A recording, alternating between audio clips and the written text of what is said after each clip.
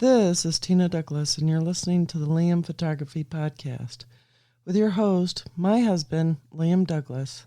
Enjoy!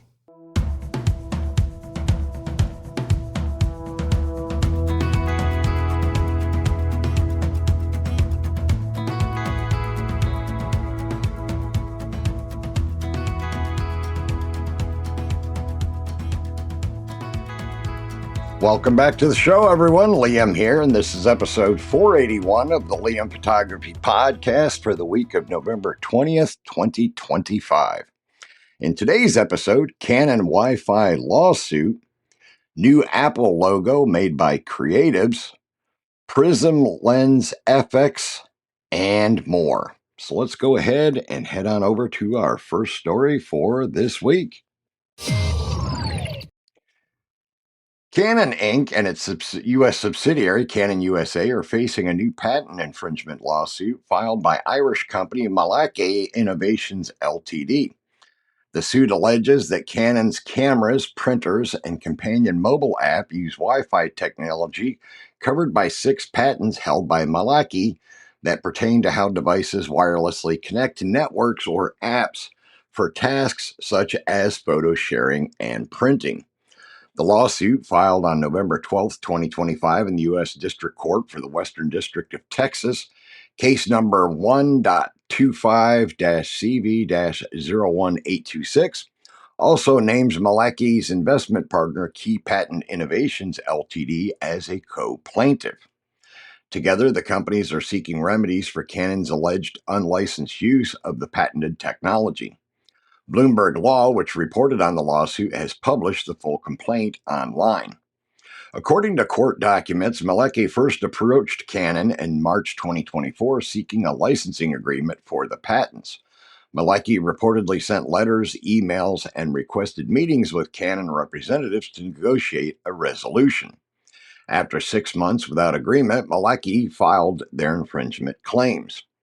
As Canon Rumors notes, the patents in question, U.S. patent numbers 7,747,934, 9,218,434, 10,484,870, 10,003,730, and 9,143,323, and one additional patent cover functionalities such as sending images from cameras to smartphones or connecting Wi-Fi enabled printers to networks.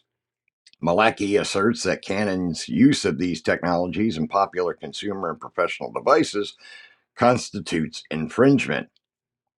Meyerowitz Innovations is no stranger to patent litigation since acquiring a substantial portion of BlackBerry's wireless technology portfolio in 2023, around 32,000 patents in total. The company, often in partnership with Key Patent Innovations Ltd., has actively pursued licensing agreements and lawsuits against major tech firms targeting wireless communications, mobile devices, and networked systems. Past defendants include Nintendo, which was sued over Nintendo Switch console wireless features, Acer regarding touch-based interfaces and data connectivity technologies, and Sophos for mobile device security and cryptographic certificate management. The company has also targeted Toast Inc., a point-of-sale provider, and Tiva USA, a networking hardware vendor, alleging infringement on patents related to wireless communication and user interface innovations. These cases illustrate Meyerowitz' systematic approach to monetizing the BlackBerry patent portfolio. The company typically begins by offering licensing agreements. Canon, for example, was approached in March of 2024, as the lawsuit explains. If licensing agreements aren't reached, Meyerowitz historically escalates to litigation, as is the case here. The lawsuits often cover both device hardware and software functionality, particularly technologies related to wireless connectivity and secure communications. In the Canon suit, Meyerowitz claims that Wi-Fi implementations in cameras, printers, and associated apps infringe 6 of its patents. The company's prior history of enforcement actions could signal a deliberate targeted strategy, suggesting the Canon case is part of a broader effort to assert rights over wireless and mobile technology patents. While Malecki's history demonstrates persistence, the ultimate impact on Canon remains uncertain. Previous defendants have faced varying outcomes, including settlements, licensing agreements, or redesigns to avoid infringement. As with earlier cases, the Canon lawsuit could influence product design, licensing fees, and future wireless features if Malecki succeeds in court or reaches a settlement. For now, Canon users are unlikely to notice any changes while litigation is ongoing. Cameras, printers, and the mobile app remain fully functional. It is difficult to predict how cases like these will play out, but Malecki is seeking damages.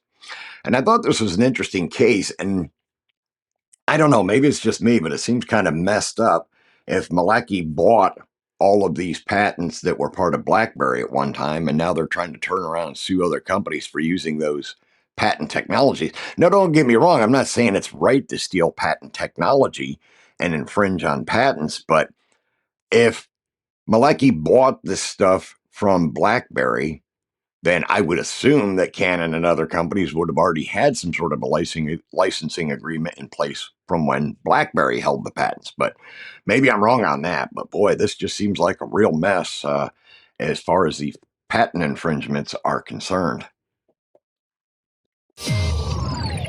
Apple TV viewers may have begun noticing a new mnemonic playing before a show streams.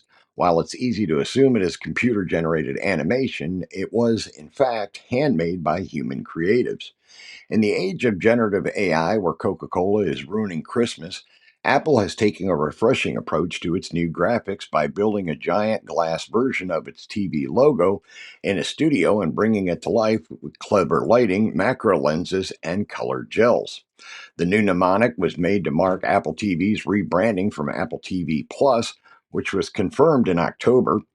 Apple partnered with Bespoke Creative Technology, MAL, which was tasked with, quote, re-imaging its brand from the ground up.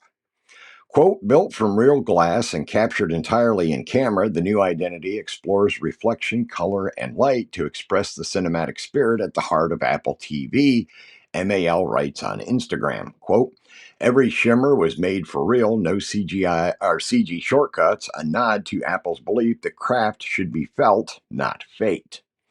MAL shared a behind the scenes video showing the intricacies of the shoot, which, according to Adage, was weeks long production in a London creative studio.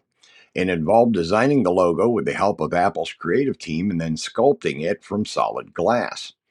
There were ultimately two mnemonics created, a 5-second show opener and a longer cinematic version that will play before feature films. The music for each clip was created by singer-songwriter Phineas O'Connell. Apple's logos had been black and white for a long time, therefore reintroducing color was a historic choice.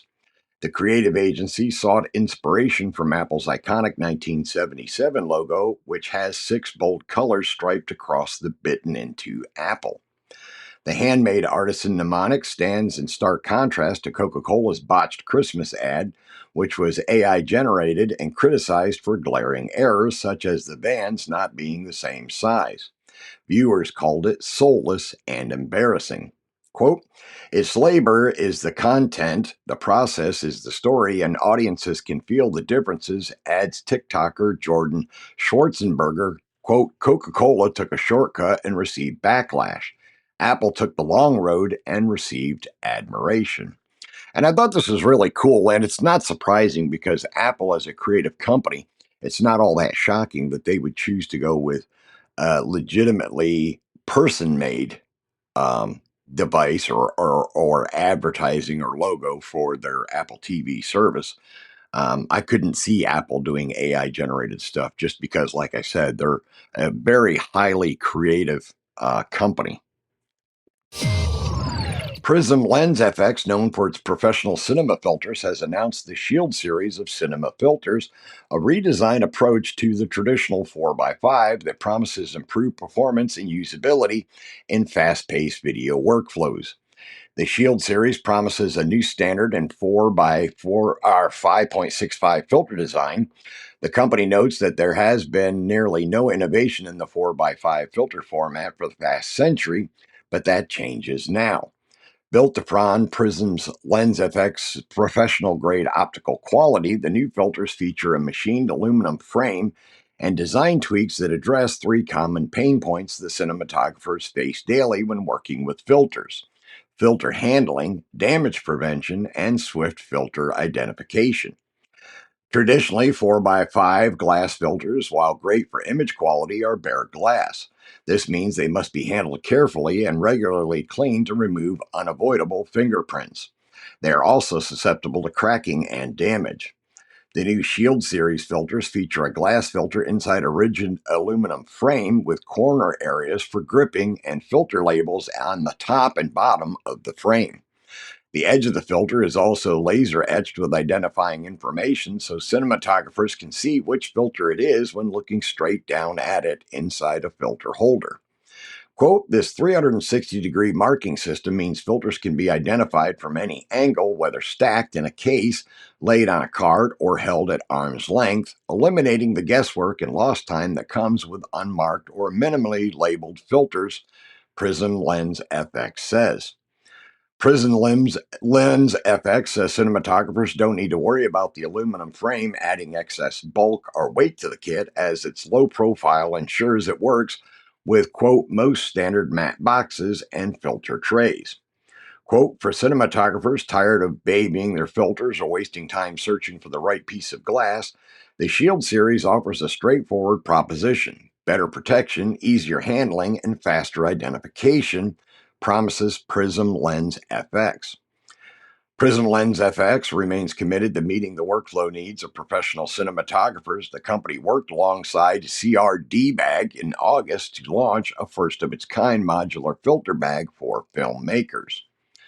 Quote, the Shield series reflects input from cinematographers who understand the difference between gear that looks good in theory and gear that performs under pressure, Prism Lens FX says. The Prism Lens FX Shield Series 4x5 filters are available to order now, priced at $245 each. Filters are available in a range of styles, including various neutral density or ND filters and special effects filters as well. And I thought this was a really good story because, as I said, 4x5 filters hadn't been redesigned in a very long time. And it's good to see that they are taking a unique approach to make it easier for cinematographers to use filters in their productions. Amid Ari's ongoing financial challenges and the difficult professional cinema landscape, the German company announced this week that it will cut jobs and close two locations primarily focused on producing lighting equipment. As Bloomberg reports, RE Group's cuts are a result of a broader decline in the cinema industry and movie production, the same reason why RE began considering a sale earlier this year. When reports surfaced in August that RE was contemplating a sale, news also broke that RE was working with the consultancy Alix Partners to streamline its business. It's easy to connect the dots between these efforts and RE's new decision to close lighting factory, repair, and distribution operations in Steffenskirchen and Brandenburg in Germany. Bloomberg reports that these lighting centers will close by the end of the year, which will result in 150 people losing their current jobs. However, RE says that around one-third of these people will be offered positions at RE's Munich headquarters. Quote, like many companies in the film industry, RE is undergoing a significant transformation to address lasting shifts in market demand while reinforcing its core strengths, RE spokesperson Kevin Schwatzky told Bloomberg over email. RE was founded back in 1917 and has long been a mainstay in the cinema industry. The company's lights, which have been undercut in recent years by cheaper alternatives, primarily from Chinese companies, were, for a while, a ubiquitous sight on professional film sets. There is also the broader trend across the imaging landscape, not just cinematic lighting products, that affordable prosumer-oriented products are replacing costly professional ones. As cinematographer Zachary Sandberg writes on Reddit, quote, the high end is just no longer viable. There are cheaper versions of everything that get you 95% of the way there, end quote. Although RE appears to be bowing out of the lighting industry, the company's high-end cinema cameras remain fully in production. including the new RE Alexa 35 Extreme camera announced in July for $55,000. RE also recently announced Film Lab, a new post-production tool designed to give digital videos a more analog look and feel. And it is sad to hear that RE is closing these two lighting factories, but again, it is understandable because there are considerably cheaper options on the market these days. It's gotten to be a really cutthroat business with cinema and photography lighting, especially. I mean, it's just crazy. Everybody's making it anymore. You got Godox, you got all these other companies that are making lighting, and I've always wondered, why even a professional photographer, even if you have a successful studio, I never understood why photographers would spend thousands of dollars on Calumet lights or Broncolor lights or whatever the case may be, when you can get 95 to 99% of the way there with considerably cheaper alternatives. But maybe that's just me. I don't know. ET Artisan has released its AF 23mm f1.8 APS-C prime for Sony E and Nikon Z as promised, expanding the lens beyond the Fujifilm X version that debuted earlier this year. Priced at just $127, the lens continues TT Artisan's push toward affordable autofocus prime lenses across multiple systems. When the lens was first announced, TT Artisan said additional mounts would follow, and as reported by Absonet, these versions have now arrived. The Sony E and Nikon Z models feature slightly different exterior designs but maintain the same core specifications. Both lenses are compact, fast APS-C primes that deliver a 35mm full-frame equivalent field of view. TT Artisan positions the AF23 f1.8 APS-C prime as a versatile everyday option suited for street photography, travel, portraits, and general-purpose shooting. The company says the lens uses an STM stepping motor for autofocus, promising quick, accurate, and quiet performance for both stills and video. A minimum focusing distance of 11.8 inches or 300 millimeters allows for close-up work, while the fast f1.8 aperture is intended to support low-light shooting and shallow depth-of-field rendering. Construction remains consistent between the Sony E and Nikon Z versions. Both use an aviation-grade aluminum body weighing 7.8 ounces or 221 grams, keeping the lens lightweight without sacrificing durability. TT Artisan notes that the optical formula consists of 11 elements in 9 groups, including one high index element and 2 extra low dispersion elements designed to manage aberrations and maintain sharpness. A 9-blade aperture diaphragm aims to provide smoother bokeh, and a 52mm filter thread supports standard creative filters. The company also includes a rear lens cap with a built-in USB-C port, allowing users to install firmware updates without additional accessories, a design TT Artisan has been incorporating into more of its recent autofocus lenses. Alongside the new AF23 releases, TT Artisan has introduced a limited edition polar white version of the AF27mm f2.8, available for Fujifilm X and Sony E cameras, noting that the Nikon Z version of the 27mm is not offered in this color variant. TT Artisan describes the Polar White Edition as a cosmetic refresh aimed at photographers who want a more stylized, minimalist look for compact APS-C setups. The TT Artisan's AF23mm f1.8 is available now for Sony E, Nikon Z, and Fujifilm X mounts for $127.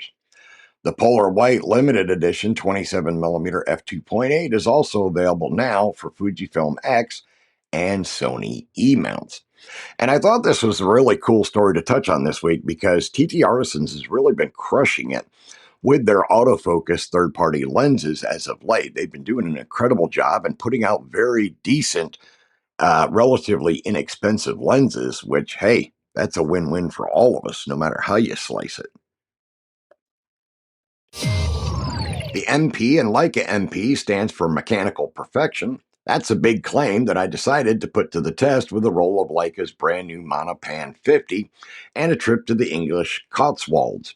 Firstly, let's talk about how gorgeous this Leica MP is, coupled with the Leica Summilux M 50mm f1.4 ASPH. I couldn't stop looking at it.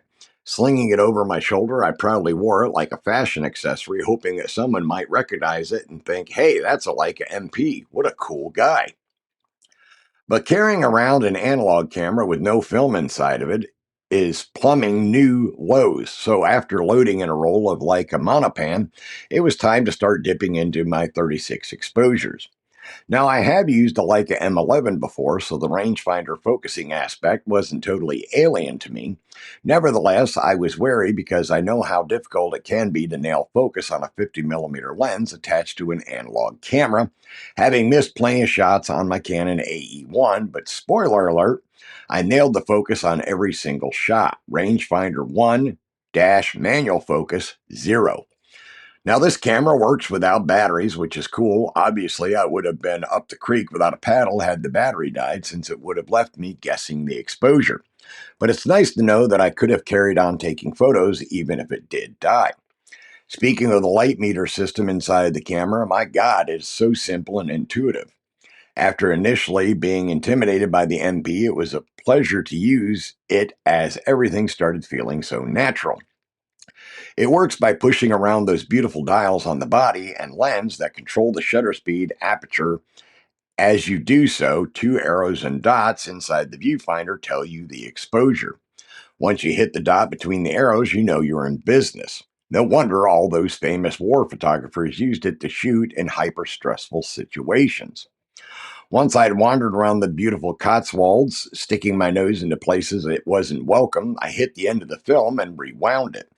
There's always a vague fear that you've messed up the film somehow, but by then I was confident that the mechanically perfect Leica was recording my images. I just had to wait patiently for my scans after I posted off my film. 50 ISO is a very, very slow film, and as you can see in the photos, which you can find them in the original article in the show notes, it meant I had to wait for a rare sunny day in England. Literally, all of these photos were shot in a single day, the only day of the trip where the clouds broke for a reasonable amount of time. The first thing I looked for was the focusing, and as I already mentioned, that went exceptionally well. I'm now devastated that for future analog adventures, I will be forced to soldier on with the standard SLR manual focus system. The photos themselves are beautiful, not the subject of my photos, of course, but the way the light hits the film. It's definitely the sharpest set of analog photos I've ever captured on 35mm. Not that I'm a veteran, but the pictures, to my eye at least, are notably clear. I think this is down to a combination of new technology being used on the monopan film and those gorgeous Leica optics. My one complaint, and Petapixel's editor-in-chief, Jaron Schneider, picked up on this too, is that the highlights in my photos were a little overexposed. The photos you see on this page have been run through Lightroom and small adjustments have been made, contrast and highlights mainly. In most of the photos, there was enough data to bring the sky back in. Naturally, for my next roll, not that I have another one to shoot, I would factor this in and sway toward the left arrow on the MP's light meter, but it's worth noting this film loves to blow highlights. Would I buy this Leica MP and shoot Monopan 50 with it? Let me put it another way. Would I like to stop writing at Petapixel, leave my family, run away to a cabin in the woods with only my Leica MP, unlimited rolls of Monopan, and my own darkroom for company? Why, yes. Yes, I would. Alternatively, I could trade in my Canon AE1, but that would still leave me $5,000 short. So I guess I'll keep my day job. And of course, this story was not from my perspective. This was by one of the writers at Petapixel. So I just wanted to share that. But it is cool that he got a chance to go out and shoot with a Leica MP with some of the Monopan 50 film. That's definitely exciting. The World Photography Organization and the Sony World Photography Awards have announced that acclaimed photographer Joel Meyerowitz will receive the Outstanding Contribution to Photography Award at the Sony World Photography Awards 2026. Born in New York City in 1938, Meyerowitz studied painting and medical drawing at Ohio State University before starting his career as an advertising art director. Inspired by watching photographer Robert Frank shoot an advertising campaign for him in 1962, Meyerowitz quit his job and began taking pictures, heading out into the streets with a borrowed camera and a couple of rolls of color film. This proved to be a fateful decision, propelling Meyerowitz towards a long, exceptional career in photography. Over the years, Meyerowitz's work has been featured in over 350 exhibitions at renowned museums and galleries worldwide, and his photographs have been published in nearly 60 monographs. Quote, I am honored to be selected as this year's Outstanding Contribution to Photography recipient, Meyerowitz says. Quote, the photographs I have made over the years show the world as I see it and the moments of beauty, humor, and fun that can be found everywhere if we take the opportunity to look. I hope this exhibition will encourage visitors to look again at their surroundings and engage with all of the life that unfolds around them. Meyerowitz's work, which spans both color and black and white film photography, is celebrated for its depth, masterful framing, and pointed storytelling. From fast-paced street photography to vast seascapes, his subjects are diverse and wide-ranging. Among Meyerowitz's most powerful works is his series documenting work at Ground Zero following the 9/11 terrorist attacks. In recent years, his self-portraits have also earned acclaim. The photographer was among the first to fully embrace color photography, helping bring the medium more attention and acceptance in the broader photographic space. The Sony World Photography Awards notes that Meyerowitz was instrumental in helping establish color photography as a form of fine art. As part of Meyerowitz's award, a special retrospective of his work will be shown at the Sony World Photography Awards 2026 exhibition at Somerset House in London. The exhibition will feature Meyerowitz's photos alongside the video and audio installations created in collaboration with award-winning filmmaker Chris Ryan. The exhibition will feature Meyerowitz's very early street photography through his most recent works. Joel Meyerowitz joins 18 prior recipients of the Outstanding Contribution to Photography Award, including most recently Sebastio Salgado in 2024 and Susan Malias earlier this year. Other distinguished winners include Mary Ellen Mark, 2014, Martin Parr, 2017, Graciela Iturbide, 2021, and Edward Bernitsky in 2022. The Sony World Photography Awards 2026 ceremony will take place on April 16th of 2026. This is when the overall winners of the Sony World Photography Awards 2026 will be announced. It is among the most prestigious photography competitions in the world, and winning photos are always spectacular. And I thought it was really great that he's being honored with this award because I followed his work for a good number of years, and Joel really does put out some incredibly amazing photographs. I've always enjoyed looking at his work and seeing his take on things, how he sees the world around himself. And I just think his work is spectacular, and I highly encourage you to check out his work as well. Remember to check out the Liam Photography Podcast Facebook group. It is a private group, and you must answer a security question to join, which is the name of the host of the show, myself, Liam. And I've opened it up to allow you to give the name of a previous guest on the show to show that you're a listener. Once you are in the group, you are free to post your own original work. Additionally, I am the admin of the Fujifilm GFX 50R group, which is the largest group for the 50R on Facebook. If you own or plan to own the 50R, you can request to join that group. You can find my work at liamphotography.net and follow me on Instagram, Facebook, and Twitter at liamphotoatl. If you like abandoned buildings and history, you can find my project at forgottenpiecesofgeorgia.com. All right, that's going to wrap up this episode of the Liam Photography Podcast. I want to thank all of my listeners once again for subscribing, rating, and reviewing us in Apple Podcasts or anywhere else you might be getting your podcast. If you're not currently a subscriber, why not? It doesn't cost you anything but a second of your time, so go ahead and smash that subscribe button. Do it now, please, and share the show out with all your photography and cinematography friends on social media and elsewhere, and ask them to give it a subscribe and a listen. I also wanted to remind you to stop by the Lamb Photography YouTube channel, subscribe to the channel, turn on all notifications, check out my most recent full feature-length videos, and also make sure you get your entry in for my 50,000 plus subscriber giveaway, where you have a chance to win a brand new Platypod Delta flat tripod. All right, that's going to wrap up this week's episode. I will see you all again next Thursday.